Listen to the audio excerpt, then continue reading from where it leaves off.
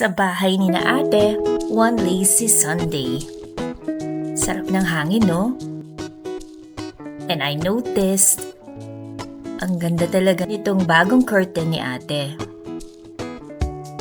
She told me it is from Ikea.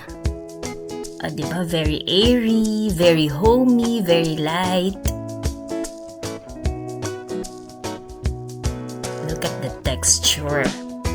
Tingnan niyo yung tela at yung color, ang ganda. Just enough privacy and then you can still see the outside. So my ate and I both love Ikea. Looking around their home, napakadaming Ikea items. Isa-isahin natin yung favorite ko. This lamp, ang ganda. I like the color and style. And this one, very functional. This container, pwedeng lalagyan ng makeup, ng mga abubot. But this time, my ate put it in their foyer para lalagyan ng mga susi and other important things we need when we go out.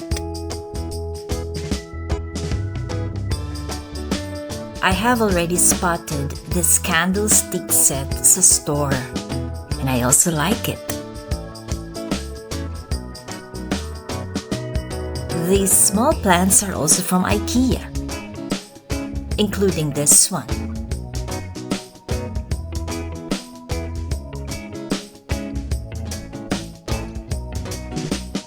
I also like this lantern.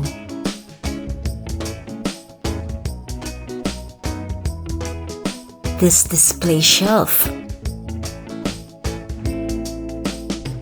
This cutting board uses a razor. This watering container. This serving tray.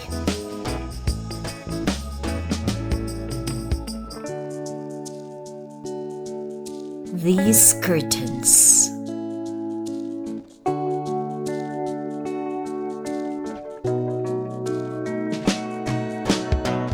This pegboard.